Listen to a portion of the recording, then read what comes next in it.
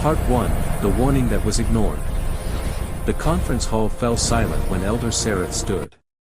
His three-jointed legs trembled beneath robes that had seen better cycles. Scars marked his gray skin like rivers on a map.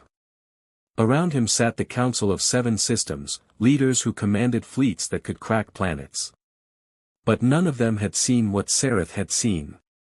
"You must not engage with humanity," he said, voice barely above a whisper. The council chamber, built to hold 10,000 voices, made his words sound even smaller. "I beg you to reconsider this vote." General Vexthun laughed from his seat. His armor gleamed under the artificial suns that lit the chamber. One elder, scared of primates. "This is what we've become." The other elders sat in the shadows, for more survivors who knew better than to speak. They had learned that wisdom was often mistaken for cowardice. Their eyes, hollow and ancient, watched the council with something like pity. Saretha's hands shook as he activated the holographic display. Images flickered to life, showing a small blue planet orbiting an unremarkable star. "Earth," he said. "Third planet. Oxygen-rich atmosphere. Gravity wells that would crush most species. But that's not what makes them dangerous." Commander Thelake, leader of the Vorton Armada, leaned forward. "Their technology is centuries behind ours. They fight with chemical explosives and metal bullets. They can't even leave their own star system without significant effort." "This is fear talking, old one." "No," Sareth replied. "This is experience. I was there during the first contact. Not this council's first contact. The real first contact, 3 generations ago, before your records were sanitized." The chamber stirred. Several council members exchanged glances. History said first contact with Earth happened only 20 cycles ago, a brief observation mission that ended when humans destroyed their own probe with primitive rockets. Sareth continued, each word heavy with memory. "We landed in a place they called Somalia. A delegation of peace. 7 ships, minimal weapons, diplomatic protocols engaged.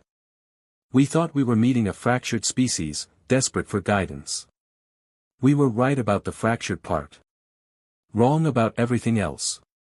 The hologram shifted, showing grainy footage. Alien ships descending. Crowds gathering. Then chaos. Fire blooming from nowhere. Ships falling. The footage cut to static. "What happened?" asked Counselor Myrn, her crystalline face reflecting concern. "They didn't see us as gods or saviors," Sareth said. "They saw us as invaders.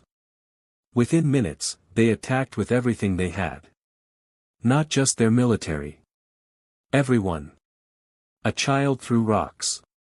A woman set fire to our landing gear with bottles full of fuel. An old man detonated himself near our command ship using explosives strapped to his chest." Vexthun snorted.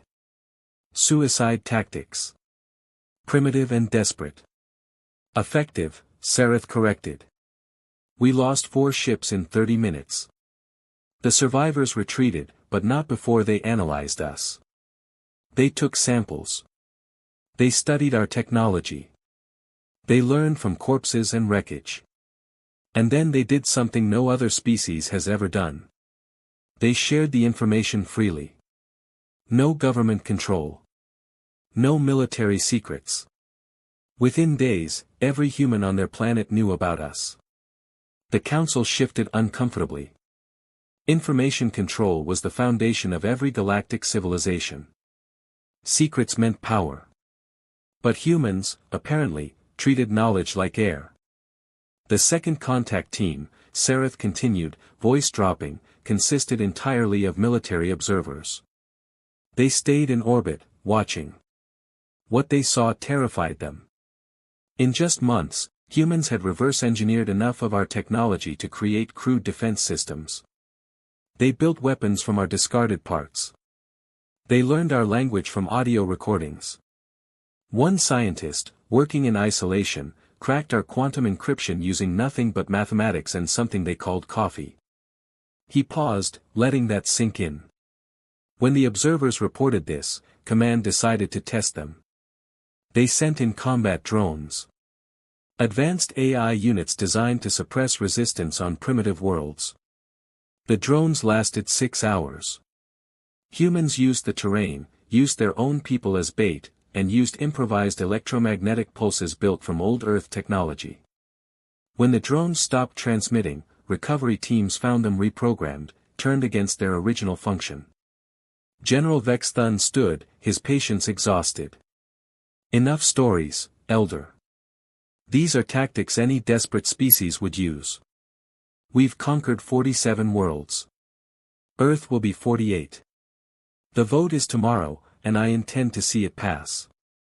Humanity will surrender or be reduced to ash. Either way, their resources will serve the Dominion. Sereth looked at him with eyes that had seen too much. You think this is about tactics? This is about nature. Humans evolved on a death world. Their planet tried to kill them every day for millions of years. Ice ages. Predators. Diseases. Volcanic eruptions. They survived everything by adapting. By refusing to quit. By turning every disaster into a lesson. He changed the hologram again, showing Earth's history. Mass extinctions. Wars. Plagues. They fought animals that could swallow them whole. They fought invisible killers in their blood. They fought each other over ideas, over land, over pride. And through it all, they kept building. Kept learning. Kept surviving. They reached their moon using computers less powerful than our child's toys. They split atoms before they could properly feed their population. They're insane, illogical, and absolutely relentless. Counselor Mern spoke carefully. Even if what you say is true, we have orbital superiority. We have energy weapons. We have numbers. What can they do against a full invasion fleet? Seretha's laugh was bitter. That's what the Kryn asked before they tried to colonize Mars.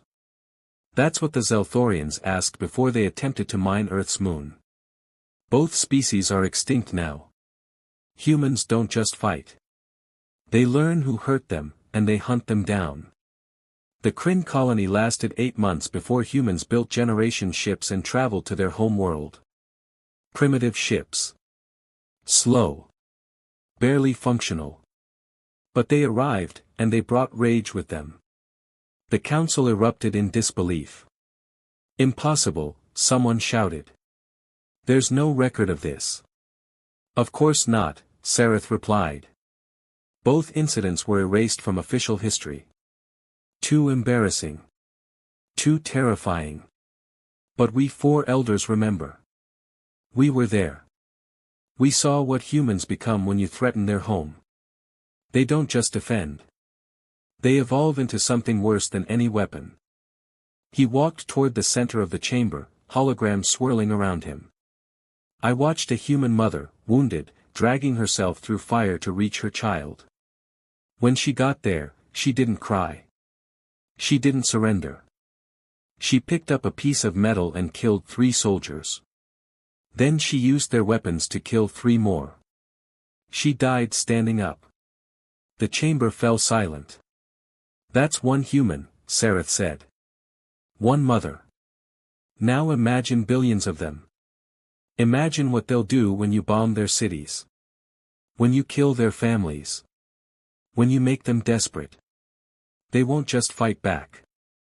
They'll become nightmares. They'll follow you across the galaxy. They'll learn your language, your tactics, your fears. And they'll use everything against you. General Vex Thun's voice was cold. Then we'll exterminate them. Total planetary bombardment. No survivors. Sereth shook his head slowly. That's what the Kryn said. They scorched 12 Earth cities from orbit. And you know what humans did? They went underground. They built bunkers. They saved their knowledge, their culture, their children. And when the Kryn thought they'd won, humans emerged. Changed. Harder. Angrier. They built weapons from the rubble. They launched attacks from tunnels. They turned their entire planet into a weapon. He looked at each council member. You're not voting on conquest tomorrow. You're voting on extinction. Maybe not today. Maybe not this generation. But eventually, humans will come. And when they do, they won't stop at defeating you. They'll make sure you never threaten anyone again. The vote happened the next day. Sereth didn't attend. He knew how it would go. Arrogance always wins until reality arrives. The invasion force assembled in orbit around Zereth Prime. 300 ships. 50,000 soldiers. Weapons that could vaporize mountains. General Vex Thun gave a speech about glory and destiny. About civilizing primitive worlds. About the Dominion's right to expand. Elder Sereth watched from his dwelling, a small room filled with memories of better times. The other 3 elders sat with him in silence. They'd tried. That's all anyone could ask. How long, one asked. Sereth didn't need to ask what he meant. 6 months. Maybe less. Humans are fast learners. Should we warn the colonies? Would they listen? They sat in silence as the fleet departed, engines bright against the void. Somewhere far away, on a small blue planet, humans looked up at their sky and wondered what those new stars might be. They'd find out soon enough. And the galaxy would learn why wise civilizations left Earth alone.